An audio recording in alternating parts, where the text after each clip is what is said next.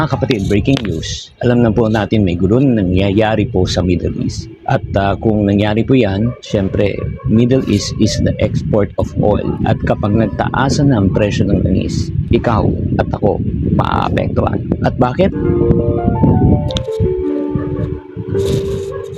Hi there, this is Chinky Tan, your pambansang well coach. Nabasa ko ang balita tungkol nga sa pag-atake ng Amerika sa Iran kasama ng Israel. Dalawang araw na po nakalipas. Ang tanong, marami bang mga maapektuhan? Tataas ba ang presyo? Babagsak ba ang ekonomiya ng buong Southeast Asia, Middle East? Mawawalan ba ng trabaho ang mga tao dito sa Pilipinas? Paano naman yung mga OFW na ma-affected? Pag-usapan natin ito ng malinaw na walang panic, mahalaga, inform tayo at dapat handa po tayo. Ito lang po, ano ba talaga ang problema? It's very simple. Ang Iran ay isang bansa na may malaking supply po ng langis. At ang langis, parang dugo ng ekonomiya. It's the heartbeat of the country. Kapag tumigil po ang supply ng langis, so hindi lang para sa bansang yan, tataas din po ang presyo ng worldwide market. At kapag tumaas po ang presyo ng langis, tataas din ang gasolina. Pag tumaas ang gasolina, tataas ang pamasahe. Pag tumaas ang pamasahe, syempre tataas din ang presyo ng pagkain, delivery cost, at halos lahat. So parang domino effect ba? Isipin mo kapag tumaas ang piso ng gasolina, ng piso lang piso, hindi lang isang piso o isang piso lang epekto.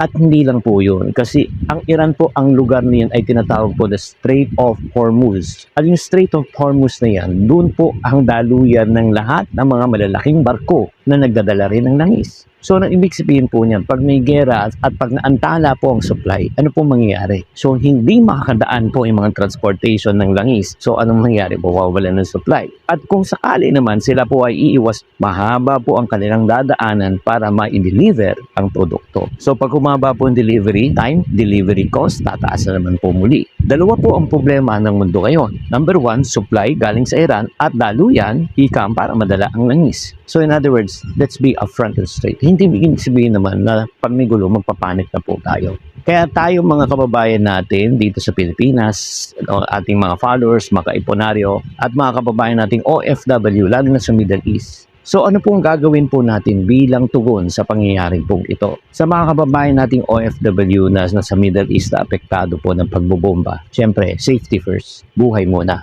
Pangalawa, syempre yung ating source of livelihood. Syempre naman, hindi naman maiwasan yan kapag may tension sa ibang bansa, nag-hold po ng hiring, minsan humihinto ang hiring, minsan nakakatakot, baka, huwag naman po sana mawala ng work. Para sa mga negosyante naman, dito na gumagamit po ng delivery, transport, or imported goods, no? Maganda na po tayo, ika nga yung mag-early order na po kayo kung kaya nyo umorder ng inyong supply para hindi kayo maipit. At pag tumaas po ang presyo ng crudo, magkano kaya ang kailangan nating i-adjust, di ba, para sa ating pricing. At para sa mga empleyado naman po, ang pinakamahalaga ngayon, mag-ipon, syempre lalo na mga kaiponaryo, tayo po ay mag-ipon ng pera. Bakit? Hindi natin alam kung kaano kahaba itong siglot na ito. So, mas maganda na may emergency fund po tayo just in case na ika nga tumagal to, at least meron tayong pondo. At kasi hindi naman natin kontrolado kung kailan to matatapos. At bilang pangwakas, tatlong reminder lang po. Una, huwag po tayong matakot. Pangalawa, maghanda. Pangatlo, magtipid kung kailangan. At pang-apat naman po, manalangin po. Manalangin tayo na sana magkaroon po ng katapusan to. At the same time, magkaroon ng kapayapaan sa buong mundo at lahat ng mga Pilipino, lalo na yung mga kababayan nating OFW, ang maging protektado.